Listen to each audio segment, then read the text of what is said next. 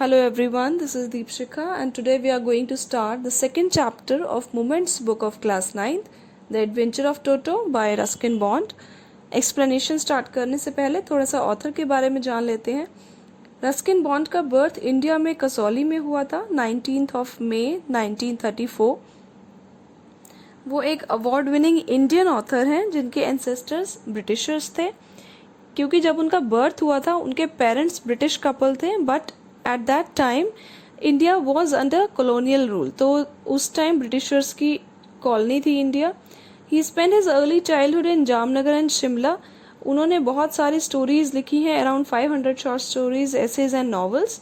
और उन्होंने at the age of 16 he started writing the short stories and he was awarded the Padma Shri in 1999 and Padma Bhushan in 2014.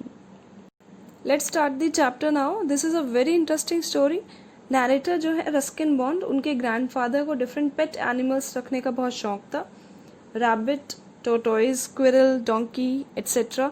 फिर भी एक दिन वो एक मंकी को लेकर आते हैं और जिसका नाम होता है Toto. This story revolves around Toto only. तो चलिए स्टार्ट करते हैं। Grandfather bought Toto from a Tonga driver for the sum of 5 rupees. The Tonga driver used to keep the little red monkey tied to a feeding trough, and the monkey looked so out of place there that grandfather decided he would add the little fellow to his private zoo. Feeding trough is a feeding container, एक container जिसके अंदर खाने का stuff रखा हुआ है ताकि वो मंकी उससे लेकर खा सके। तो ग्रैंडफादर ने टोटो को एक टोंगा ड्राइवर के साथ देखा। टोंगा ड्राइवर मीन्स तांगे वाला, जिसे आप पिक्चर में देख सकते हैं, और उसे 5 रुपीज़ में परचेज कर लिया। टोंगा ड्राइवर उस रेड मंकी को एक feeding tough means feeding container के साथ बांध कर रखता था, और मंकी वहाँ बहुत ही अजीब सा लग रहा था। He was looking very strange there. इसलिए ग्रैंडफादर ने डिसाइड किया कि वो उस मंकी को अपने प्राइवेट जू में ऐड कर लेंगे। Toto was a pretty monkey. His bright eyes sparkled with mischief beneath deep-set eyebrows, and his teeth, which were a pearly white, were very often displayed in a smile that frightened the life out of elderly Anglo-Indian ladies. Frightened means scared, किसी को डरा देना। तो वो बहुत ही, जो टोटो था बहुत ही ज़्यादा सुंदर था। उसकी शाइनिंग आईज डीप आईब्राउज के नीचे शरारतों से चमकती रहती थी।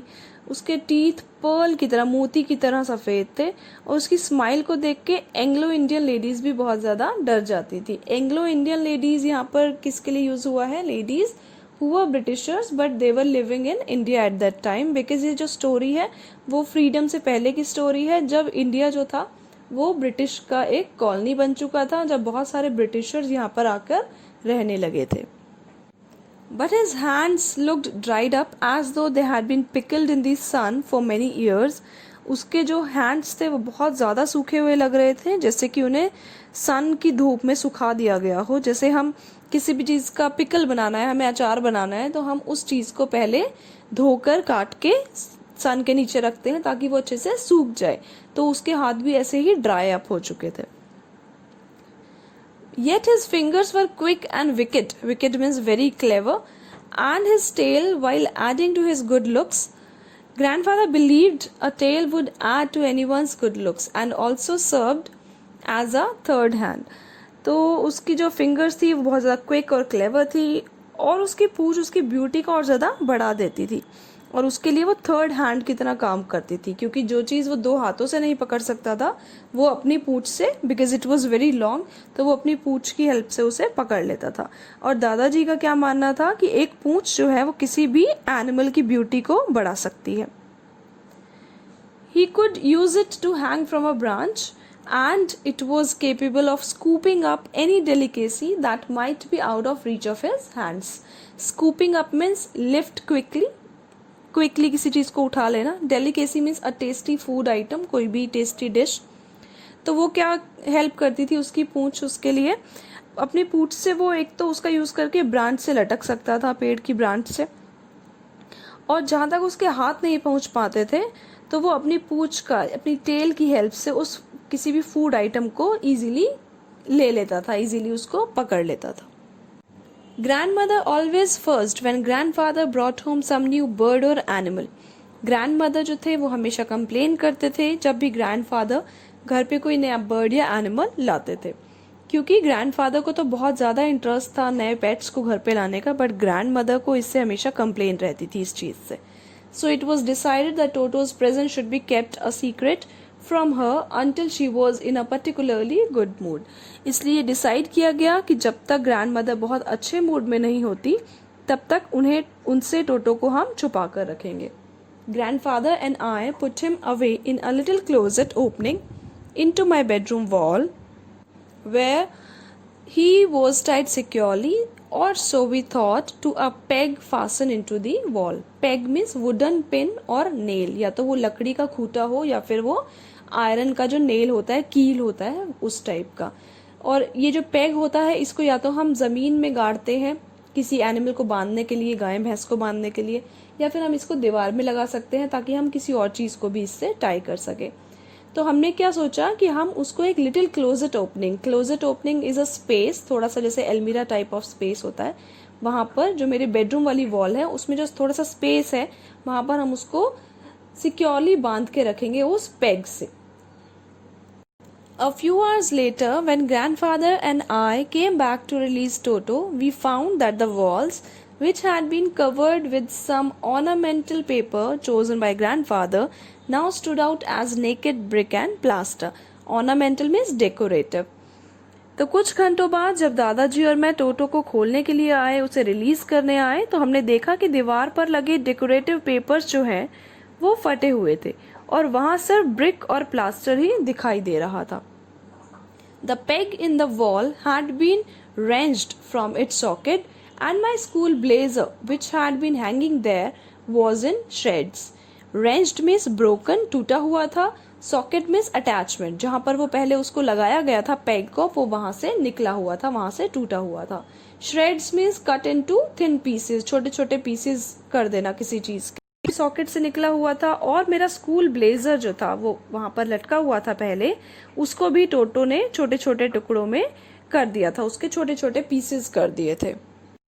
I wondered what grandmother would say, but grandfather didn't worry. He seemed pleased with Toto's performance. मैं हैरान था कि ग्रैंडमदर ये सब देखकर क्या कहेंगी, but grandfather was very happy with Toto's performance. He is clever, said grandfather. Given time, I'm sure he could have tied the torn pieces of your blazer into a rope and made his escape from the window.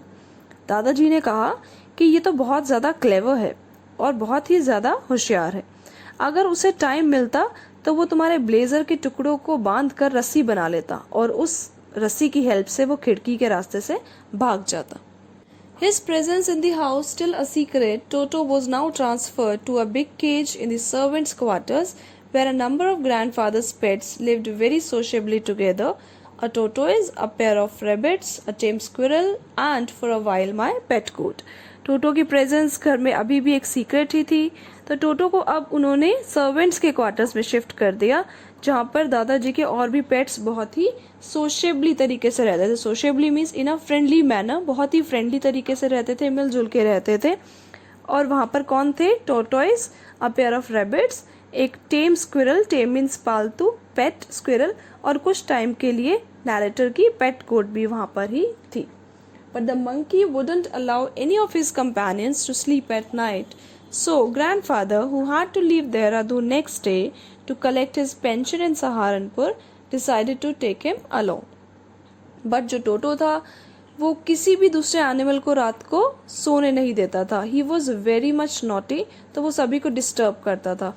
इसलिए जब दादाजी को next day Dehradun से सहारनपुर जाना था pension लेने के लिए, तो उन्होंने डिसाइड किया कि वो टोटो को अपने साथ ही लेकर जाएंगे ताकि वो उनके पीछे से बाकी एनिमल्स को परेशान ना करे, उन्हें डिस्टर्ब ना करे. Unfortunately, I could not accompany grandfather on that trip, but he told me about it afterwards.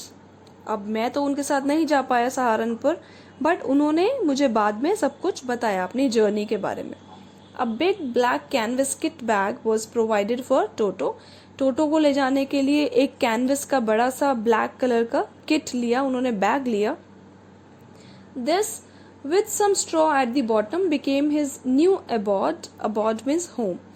Bag में सबसे नीचे उन्होंने थोड़ा सा स्ट्रॉ रखा और अब ये जो बैग था कैनवस बैग, ये टोटो का एक नया घर बन गया। When the bag was closed, there was no escape. और जब बैग को बंद करते तो टोटो के बाहर निकलने का कोई भी रास्ता नहीं था। Toto could not get his hands through the opening and the canvas was too strong for him to bite his way through. ना तो टोटो बैग से अपना हाथ बाहर निकाल सकता था और ना ही वो बैग को फाड़ सकता था because the canvas bag was very strong. His efforts to get out only had the effect of making the bag roll about on the floor or occasionally jump into the air. अब जब भी वो बाहर निकलने का effort करता तो bag जो था सिर्फ प्लेटफॉर्म पर लुढ़कने लगता या फिर कभी कभी हवा में उछलने लगता क्योंकि वो खुद बाहर नहीं आ सकता था। An exhibition that attracted a curious crowd of onlookers on the Dehradun railway platform. और ये जो बैग था वो देहरादून रेलवे स्टेशन पर देखने वालों की भीड़ का एक सेंटर ऑफ अट्रैक्शन बन गया जिसे सभी लोग देखने लगे। Toto remained in the bag as far as Saharanpur, but while grandfather was producing his ticket at the railway turnstile, Toto suddenly poked his head out of the bag and gave the ticket collector a wide grin. Turnstile means a rotating mechanical device that controls and counts passage between public areas. आप picture में देख सकते हैं तो ये mechanical device होता है जो कंट्रोल करता है और काउंट करता है कि कितने लोग यहाँ से क्रॉस कर रहे हैं। अगर किसी के पास टिकट नहीं होगी तो वो पर्सन वहाँ से क्रॉस नहीं कर पाएगा। And green means smile showing teeth, अपने दांतों को दिखाते हुए इसने स्माइल किया। टोटो सहारनपुर पहुंचने तक बैग में ही रहा, बट जैसे ही ग्रैंडफादर रेलवे टर्नस्टाइल पर अपनी टिकट कलेक्टर को दिखाते हैं, टोटो सडनली बैग में से अपना सिर बाहर निकालता है और टिकट कलेक्टर को अपने दांत दिखाकर स्माइल करने लगा। The poor man was taken aback, but with great presence of mind and much to grandfather's annoyance, he said, "Sir, you have a dog with you. You'll have to pay for it accordingly." Taken aback means shocked. तो जैसे ही टोटो ने उन्हें एक broad smile दिखाई, बेचारा TT जो था वो बहुत ज़्यादा डर गया और गुस्से में उसने ग्रैंडफादर से क्या बोला कि sir you have a dog with you, कि आपके पास तो एक डॉग है एंड यू हैव टू पे फॉर इट अकॉर्डिंगली, आपको इसके अकॉर्डिंगली इसके लिए डॉग के लिए पे करना पड़ेगा क्योंकि जब भी आप ट्रैवल करते हैं तो कोई बड़ा एनिमल आपके साथ है, सो यू हैव टू पे फॉर इट, आपको उसके लिए टिकट लेनी पड़ती है या पे करना पड़ता है। In vain did grandfather take Toto out of the bag. In vain did he try to prove that a monkey did not qualify as a dog or even as a quadruped. Quadruped means four-legged animal. Toto was classified as a dog by the ticket collector and 4 rupees was a sum handed over as his fare. Grandfather ने टोटो को bag से बाहर निकाला और ये prove करने की कोशिश की कि ये एक डॉग नहीं मंकी है और इवन वो 4-legged एनिमल्स की कैटेगरी में भी नहीं आता, तो उसका किराया भी नहीं लगना चाहिए, बट उनकी सारी कोशिशें बेकार रही। टिकट कलेक्टर अपनी बात पर ही अड़ा रहा और टोटो को डॉग मानकर ग्रैंडफादर से उसका किराया 3 रुपए ले लिया। Then grandfather, just to get his own bag, took from his pocket our pet tortoise and said, "What must I pay for this, since you charge for all animals?" The ticket collector looked closely at the tortoise, prodded it with his forefinger, gave grandfather a pleased and triumphant look and said, "No charge, it is not a dog." तब grandfather ने revenge लेने वाली feeling से गुस्से में अपनी pocket से tortoise को भी बाहर निकाला, कछुए को, और बोले, इसका मुझे कितना किराया देना है, क्योंकि आप तो सभी जानवरों का किराया लेते हो। अब टिकट कलेक्टर ने अपनी फिंगर से उसे थोड़ा सा टच किया, प्रोडेड मीन्स पुश्ड, उसको पुश किया या टच किया, और ध्यान से देखा और कहा नहीं, इसका कोई चार्ज नहीं है क्योंकि ये एक डॉग नहीं है। With this we finish the first part of this chapter. Will continue the second part in next video. If you like this video, do hit the like button, share it with your friends and subscribe to my channel. Don't forget to hit the bell icon for more updates. Till then, take care. Bye bye.